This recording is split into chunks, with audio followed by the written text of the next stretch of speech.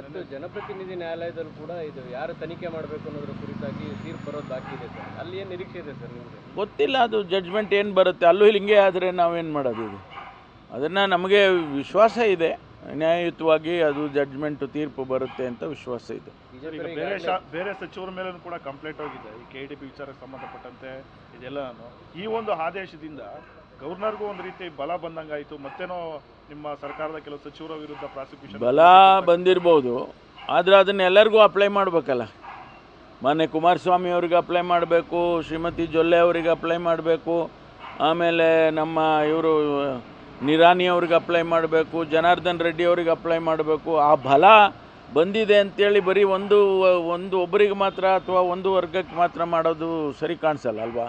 ಅದು ನ್ಯಾಯ ಅಂತ ಅನಿಸೋಲ್ಲ. ಆ ಕೇಸಲ್ಲಿ ಈಗಾಗಲೇ ಕ್ಲಾರಿಟಿ ಕೊಟ್ಬಿಟ್ಟವ್ರಲ್ಲ ಸರ್, ನನ್ನ ಹತ್ರ ಯಾವುದೂ ಇಲ್ಲ ಅರ್ಜಿ ಎಲ್ಲ ನಾನು ಅಲ್ಲಲ್ಲ, ಫೈಲನ್ನು ನೀವು ವಾಪಸ್ಸು ಲೋಕಾಯುಕ್ತಕ್ಕೆ ಕಳಿಸಿರ್ಬೋದು, ಆ ಕ್ಲಾರಿಫಿಕೇಷನ್ ಕಳಿಸಿ ವಾಪಸ್ ಕಳಿಸ್ತಾರಲ್ಲ, ಹಾಗಾದರೂ ನೀವು ಕೊಡಲೇಬೇಕಲ್ವಾ?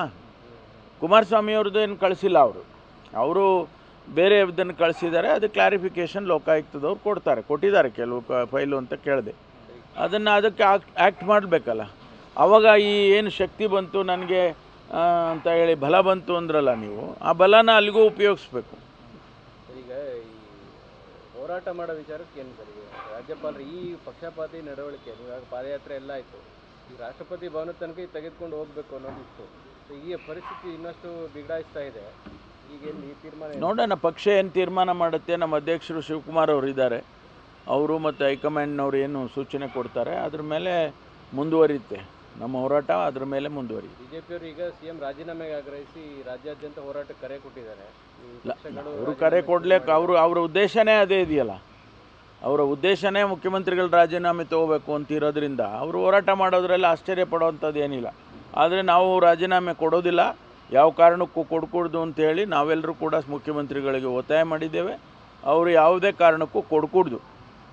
ಸರ್, ಇನ್ನೊಂದು 17A ಮಾತ್ರ ತನಿಖೆ ಆಗೋದಕ್ಕೆ ಹೈಕೋರ್ಟ್ ಆದೇಶ ಮಾಡಿರ್ತಕ್ಕಂಥದ್ದು. ಮತ್ತು 218 BNSS ಮತ್ತು 19 PC ಆ್ಯಕ್ಟ್ ಅಪ್ಲೈ ಆಗಲ್ಲ ಅಂತ.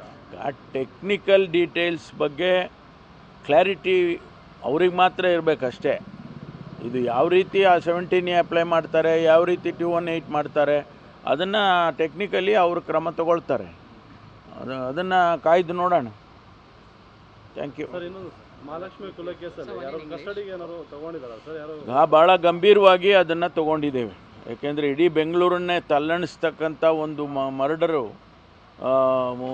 ಆಗಿದೆ ಅಂತ ಅನ್ನುವಾಗ ಸ್ವಾಭಾವಿಕವಾಗಿ ನಾವು ಪೊಲೀಸ್ ಇಲಾಖೆಯಲ್ಲಿ ಅದನ್ನು ತುಂಬ ಸೀರಿಯಸ್ ಆಗಿ ತೊಗೊಂಡಿದ್ದಾರೆ.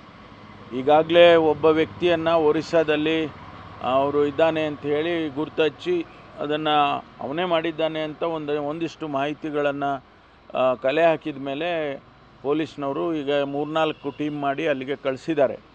ಆ ವ್ಯಕ್ತಿ ಅಲ್ಲಿ ಇಲ್ಲಿ ಓಡಾಡ್ತಾ ಇದ್ದಾನೆ ತಪ್ಪಿಸ್ಕೊಂಡು ಅಂಥೇಳಿ ಮಾಹಿತಿ ಇದೆ. ಅದನ್ನು ಅವನನ್ನು ನಾವು ಸೆಕ್ಯೂರ್ ಮಾಡಿದ ಮೇಲೆ, ಅರೆಸ್ಟ್ ಮಾಡಿದ ಮೇಲೆ ಆಮೇಲೆ ಗೊತ್ತಾಗ್ತದೆ ವಿಚಾರಗಳು.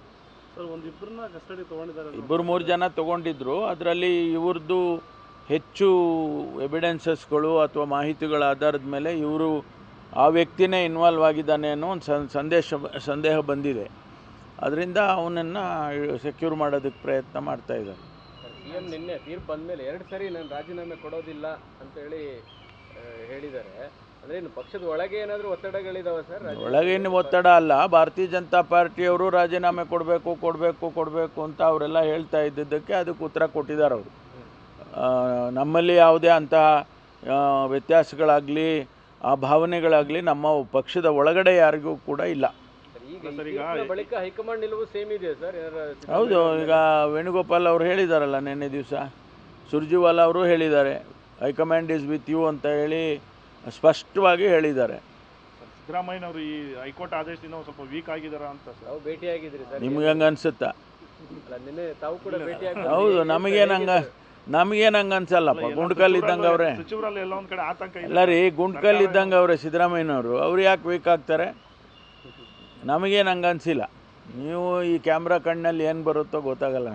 ಅಲ್ಲ ಸರ್, ಈಗ 17A FIR ಏನಾದರೂ ದಾಖಲಾದ್ರೆ CM ವಿರುದ್ಧ ಆ ಒಂದು ಸ್ಥಾನದಲ್ಲಿ ನೋಡೋಣ. ಅದೆಲ್ಲ ಆದರೆ ಗೀದ್ರೆ ಅವೆಲ್ಲ ಆಮೇಲೆ ನೋಡೋಣ. ನ್ಯೂಸ್ ಫಸ್ಟ್, ನಿರ್ಭೀತಿಯಿಂದ ನಿಮ್ಮ ಪರವಾಗಿ.